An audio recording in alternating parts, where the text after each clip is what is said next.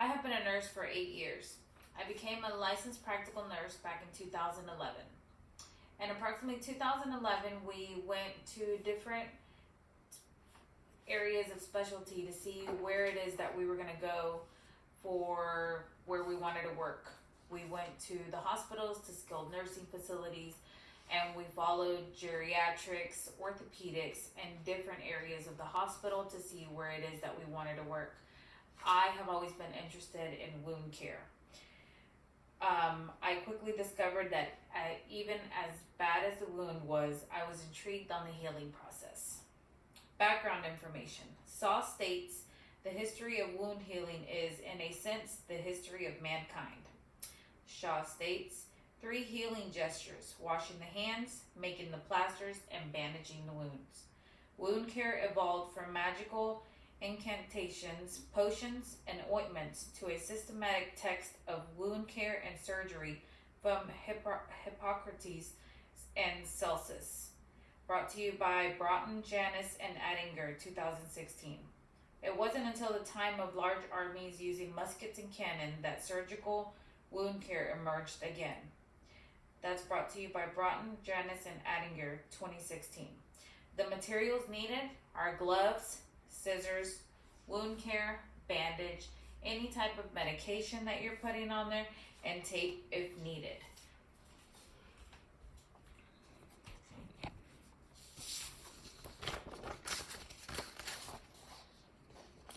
Here is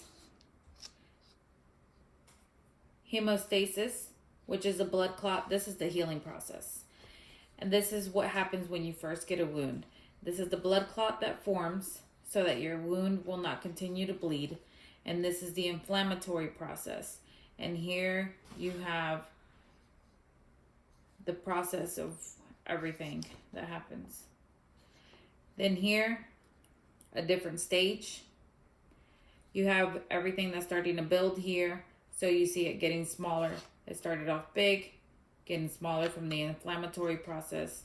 And then here you have the proliferative process, all the way down to the remodeling. The remodeling, you have the freshly healed epidermis and the freshly healed dermis. This is the supplies.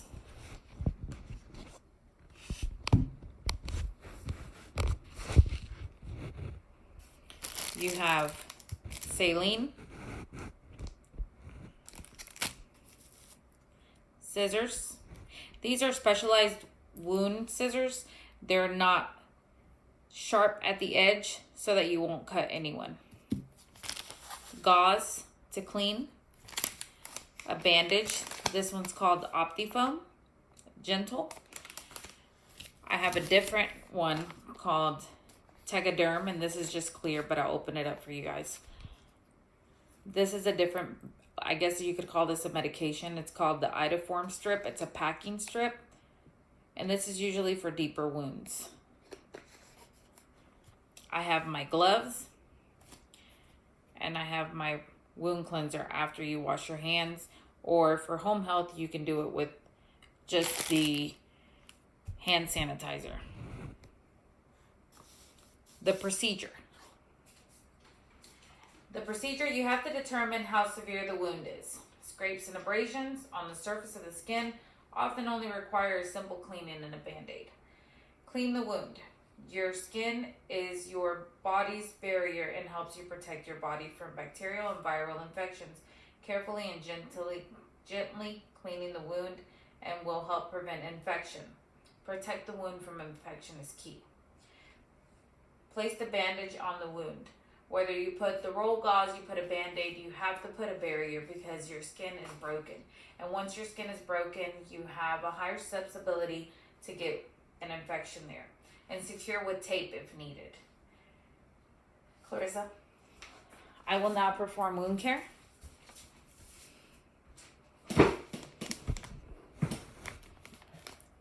Just a little bit.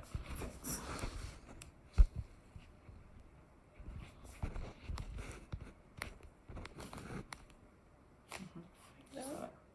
Okay, so I am going to use hand sanitizer. And when you put that on, you have to make sure that it's dry all the way. Put on my gloves.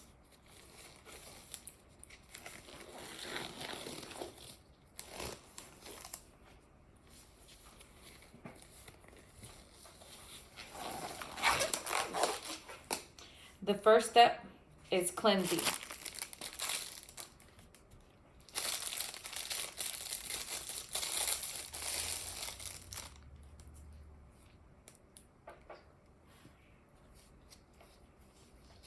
You get a gauze. This is normal saline. This is actually the equivalent of what we have in our body, and it's just a cleanser. You put it on the gauze and you clean around the wound. Once you're done once, you flip it to a clean side and you cleanse again. And this will go in the trash. Your next thing is either to put medication, or some of these bandages have medication in them. So we're going to place the Optifoam, which is actually a great one because it has its own barrier and it has a pad inside of it. Some of these already come with Neosporin built in it. So then you just place it over the bandage. Just as so. Another bandage that you could use is actually called the Tegaderm. This one's nice because you can shower with it. And with this one, you put a little bandage, say it's so. Here, I'll put it.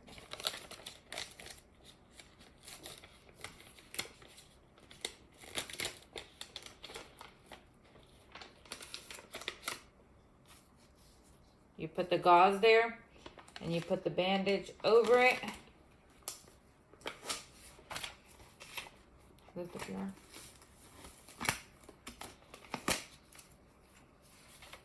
And the bandage is protected. This one stays flush to the skin, as you can see. Thank you. After you take off your gloves, you have to use hand sanitizer again.